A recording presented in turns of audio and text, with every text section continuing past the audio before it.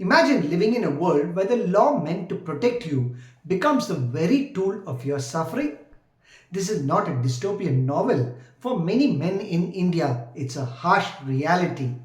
In recent years, stories of male victimization under the guise of justice have surfaced with alarming frequency. From false accusations to societal bias, the plight of men have been overlooked, minimized, or even outright dismissed. Today, we'll uncover how certain laws and judgments have unintentionally perpetuated what many call a legal genocide of hapless men in India. The key points in understanding the context are: first, bias in rape laws. The Indian Penal Code, or IPC, defines rape as a crime where only women are recognized as victims. Men are excluded from the legal definition. 2. Misuse of dowry laws. Section 498A. Allegations of dowry harassment have often been weaponized, leading to false accusations. 3. High suicide rates among men. Mental health concerns, exacerbated by legal and societal pressures, have led to alarming statistics of male suicides. These points form the foundation of a systemic issue. Let's explore each of them in depth to understand their impact and implications. Let's begin by deep diving into the issue. First, the myth of male immunity to sexual crimes. Rape is not a myth, but many believe that only women can be victims. In India, laws like the Section 375 IPC explicitly exclude male victims.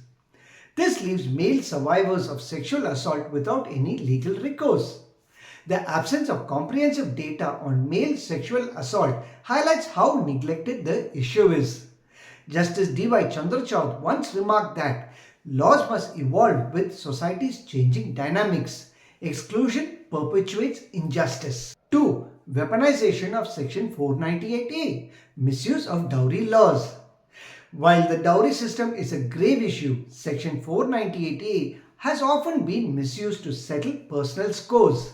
The Supreme Court in Rajesh Sharma vs. State of Uttar Pradesh acknowledged this misuse, calling for stricter scrutiny of complaints.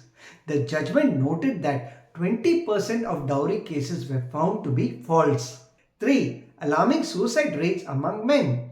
According to the National Crime Records Bureau regarding accidental deaths and suicide in India report of 2021, 72% of suicides in India were men.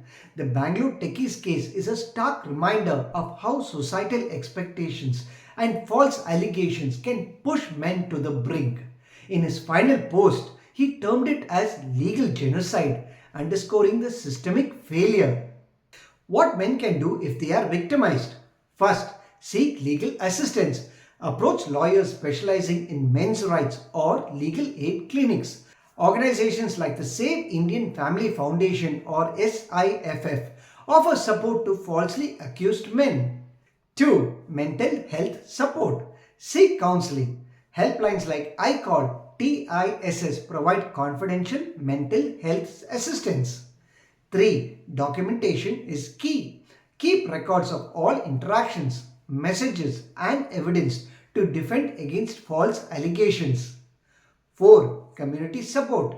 Join advocacy groups that work towards creating awareness and reforming bias laws.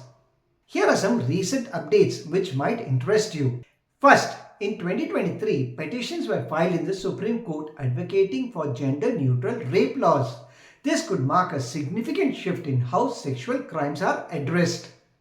2. Recent cases include the Bangalore techies tragedy have reignited the debate on legal reforms to prevent misuse of protective laws. 3. The Law Commission of India is currently reviewing suggestions for amendment to IPC Section 375 and 498A to make them more inclusive and less prone to misuse. Here's a recap of what has been discussed. First, laws meant to protect women often exclude male victims.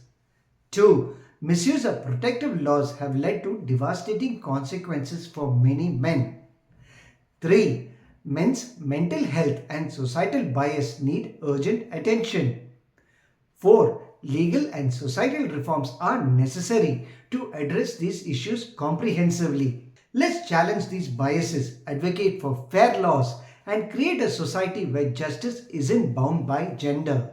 If you found this video insightful, like, share, and subscribe to keep the conversation going. Together, we can make a difference. Take care. Bye bye.